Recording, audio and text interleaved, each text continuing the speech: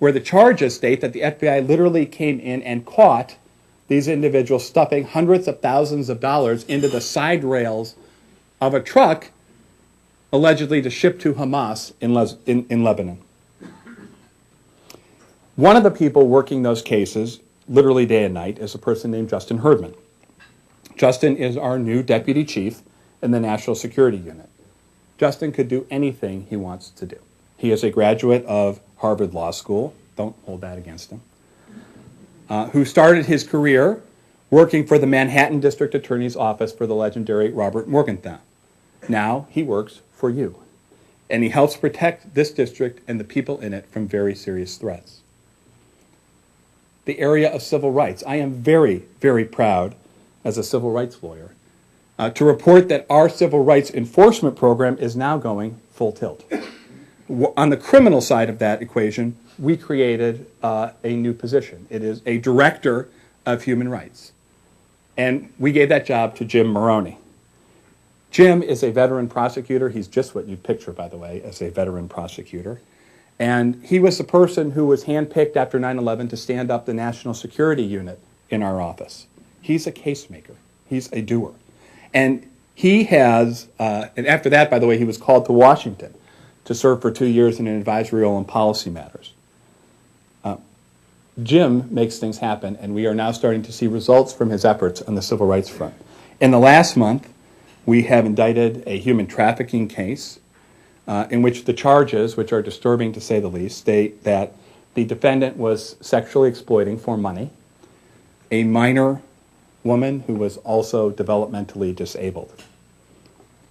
In another disturbing case, just last week I stood next to our nation's leading civil rights attorney, the Assistant Attorney General for the Civil Rights Division, and the head of the FBI in this area, to announce an indictment of a racially motivated church arson at the only African-American church in Conneaut, Ohio.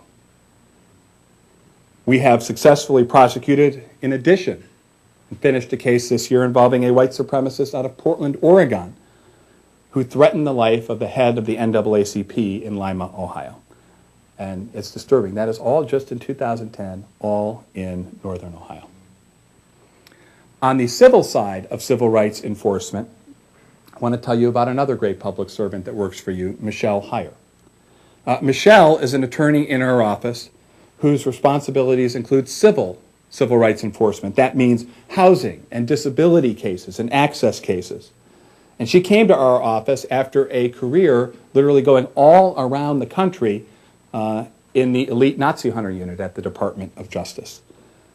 Her commitment to justice and the rule of law here in your district was recently on display as she was the lead lawyer in our office who ensured that the Cuyahoga County Board of Elections finally came into compliance with the Voting Rights Act of 1965 by offering a bilingual ballot to Puerto Rican voters who are citizens of the United States of America.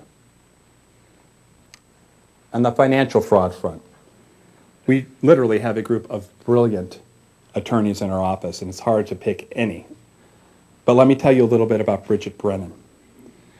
Bridget left a much higher paying job than she has now. And I'm looking at my former colleagues at Baker Hostetler. From a large law firm, a national law firm, to become a federal prosecutor. And I think it's fair to say that at her law firm she was a rising star, and now she is a rising star for the people. Several of Bridget's cases have developed into some of the most compelling and widely noted consumer fraud cases in the country. Just to talk about a few, she's done a bunch of these Ponzi fraud cases that have received national attention. And, talk about national attention. If you know Bridget Brennan, you know that the national attention is not what drives her. What drives her is the idea that she has a family in this community. She wants to be part of this community, and she wants it to be a place where she can raise her family. Since last year, Bridget Brennan's caseload alone, she has helped prosecute 4 separate Ponzi fraud schemes in which a combined 263 people were fleeced out of nearly $40 million.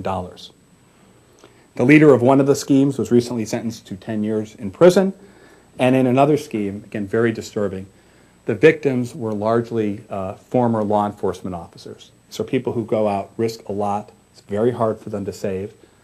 And this individual had targeted this community and had fleeced these people out of their retirement. Didn't have any retirement left.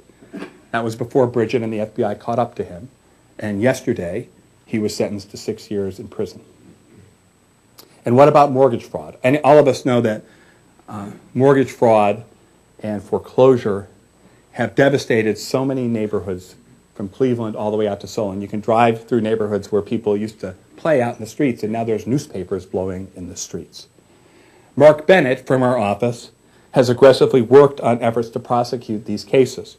And again, this year alone, our office has charged 33 people for mortgage fraud crimes involving 130 properties and $20 million in bogus loans.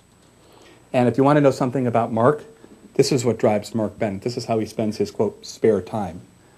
In his spare time, he gives even more back to the community by serving on the board of the Legal Aid Society.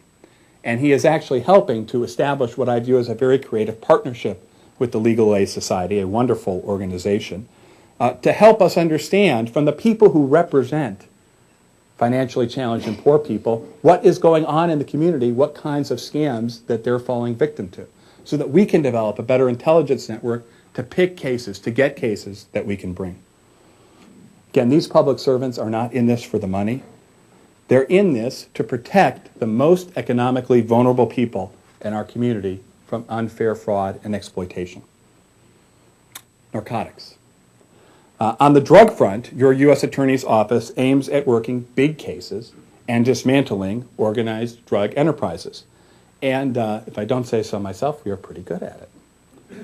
Just this week, you may have seen that working with the offices of the Northern Ohio Law Enforcement Task Force, that's a group, a task force of agents who actually sit in the U.S. Attorney's Office investigating these cases, we announced the indictment of 24 people following the largest heroin seizure in Ohio history.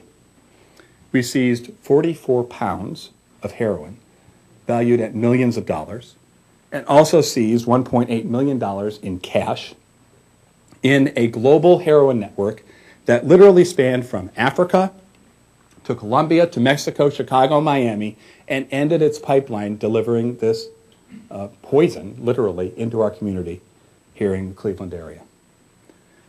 Those cases are done by what's called the OCDEF, or Organized Crime and Drug Enforcement Task Force Unit.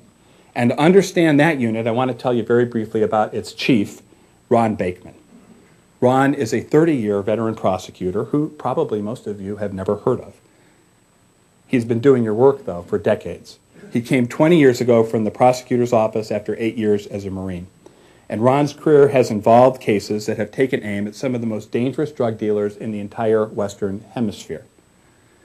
If you want a measure of the kind of person Ron is, I'm just going to tell you one fact about Ron Bakeman. It's very hard for me. Ron recently came into my office and he told me that he wanted to, I put it in quotes, retire. Evidently, Ron's idea of retirement is a little bit different than most other people's. He's going to leave the office, but what he wants to do to end his career with the Department of Justice is he has volunteered for an extremely dangerous and important assignment deploying to Afghanistan to help lead our country's rule of law initiative in that country. And I am in awe of Ron Bakeman's selflessness, but I am hardly surprised by it, and neither would you be if you knew him. Our drug unit does more than heroin, and I don't mean that literally.